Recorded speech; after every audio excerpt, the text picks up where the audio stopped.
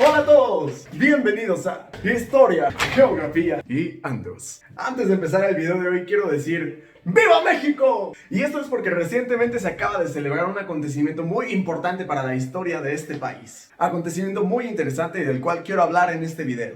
Yo soy Agustinus y arranquémonos.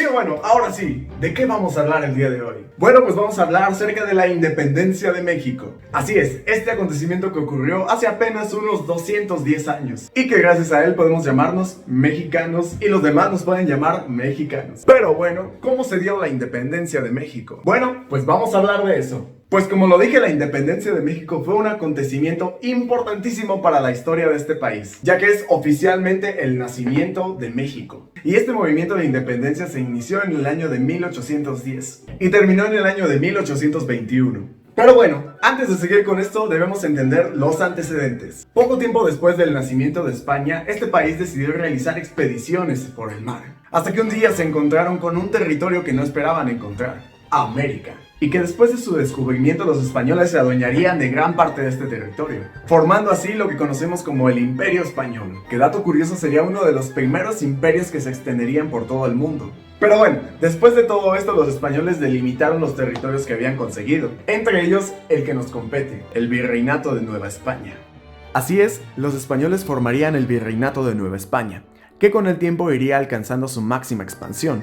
Este virreinato se extendía desde parte de Canadá hasta Costa Rica, y también incluía los actuales países de Cuba, República Dominicana y la colonia estadounidense de Puerto Rico. Y este sería el virreinato que se mantendría en Norteamérica, colindando con el Virreinato de Nueva Granada. Así es, y los españoles se mantendrían en América cerca de 500 años, hasta que entrando a los años de 1800 las cosas cambiarían para el Virreinato de Nueva España. Esto es porque ocurrió una serie de acontecimientos que comenzaron a avivar las llamas dentro del virreinato, como por ejemplo Carlos III y sus reformas borbónicas, que trajeron mucho descontento a los criollos. Y otro acontecimiento muy pero muy importante y también para la historia de Europa, las guerras napoleónicas.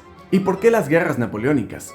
Bueno, esto fue porque Napoleón Bonaparte, en su búsqueda de conquistar Europa, conquistó a España y puso a su hermano José Bonaparte como el nuevo rey de España, lo que conllevó en una gran inestabilidad económica y política dentro de España, y por ende en sus colonias, como lo fue en el Virreinato de Nueva España. Y así Francia, al expandirse por Europa, también empezó a expandir sus ideales, entre los que se destacan los ideales de la Revolución Francesa y un movimiento del pensar muy importante, la Ilustración, con lo que surgirían pensamientos de nacionalismos por toda Europa y también por las colonias de todos los países. Y bueno, pues fue la sopa servida de todo esto lo que terminó causando que se dieran conspiraciones dentro del virreinato. Entre ellos la más importante, la conspiración de Querétaro, en donde se reunirían el conocido Miguel Hidalgo, Ignacio Allende, Juan Aldama, Miguel Domínguez y su esposa Josefa Ortiz de Domínguez. Y fue en esta conspiración que planearon levantarse en armas para restituir a Fernando VII.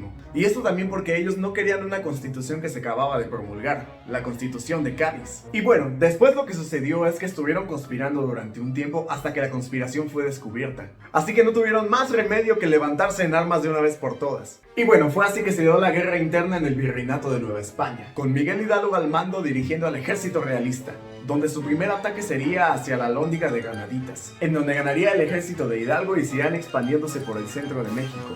Pero estas victorias del ejército de Miguel Hidalgo durarían muy poco, ya que para el año de 1811 Miguel Hidalgo sería derrotado y sería fusilado. Y a partir de este momento es que se habla de la etapa 2 de la independencia de México. Pero fue después de la muerte de Miguel Hidalgo que las cosas comenzarían a cambiar, ya que llegaría otro personaje histórico muy recordado de México, el cual en el año de 1813 presentó el documento Sentimientos de la Nación, en el cual las cosas cambiarían y ahora sí se proponía la independencia de México.